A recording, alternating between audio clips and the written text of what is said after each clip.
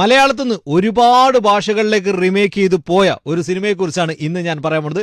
Shutter എന്ന സിനിമയെക്കുറിച്ചാണ് ഇന്ന് ഞാൻ പറയാൻ പോകുന്നത്. ഷട്ടർ എന്ന സിനിമയുടെ കഥ എഴുതിയത് നടനായ ജോയ് മാത്യു ആണ്. ജോയ് മാത്യു 2000 കാലത്ത് ഒരുപാട് കഥകൾ ഇങ്ങനെ ആലോചിച്ച സമയത്താണ് ഷട്ടറിന്റെ കഥ വരുന്നത്.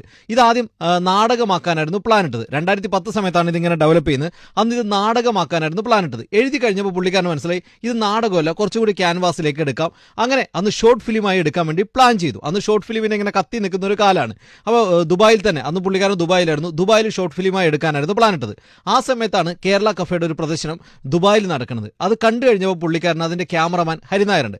ഹരിനായരും ജോയ് മാത്യു കമ്പനിയാണ്. ഇങ്ങനെ ഹരിനായരെ വിളിച്ച സമയത്ത് ഈ കഥ പറഞ്ഞു. അപ്പോൾ ഹരിനായർ പറഞ്ഞു ഇത് നല്ലൊരു കഥയാണ്, ഇതിനൊരു സാധനം ഉണ്ടെന്ന് പറഞ്ഞു. പിന്നീട് രഞ്ജിത്തും ജോയ് മാത്യുവിനെ വിളിച്ചിട്ട് ജോയ് മാത്യുയോട് പറഞ്ഞു ഇത് നീ സിനിമയാക്ക്, നമുക്ക് സിനിമയ്ക്ക് വേണ്ടിയിട്ട് പ്ലാൻ ചെയ്യാന്ന്.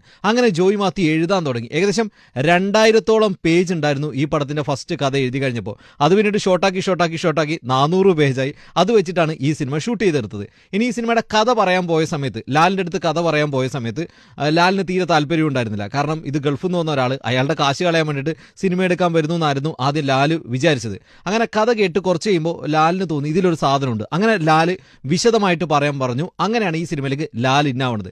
ഇനി ക്യാമറമാനായ ഹരിനായറാണ് വിനയ് ഫോർട്ടിന്റെ കാര്യം പറയുന്നത്. അങ്ങനെയാണ് വിനയ് ഫോർട്ട് ഈ സിനിമയിലേക്ക് വരുന്നത്. ഈ സിനിമയ്ക്ക് വേണ്ടിയിട്ട് വിനയ് ഫോർട്ട് ഓട്ടോ ഓടിക്കാൻ പഠിച്ചു. എന്തായാലും ഷട്ടർ ഫാൻ ഇവിടെയുണ്ടോ? ഇവിടെ കമോൺ ഫോളോ ചെയ്യാൻ മറക്കല്ലേ.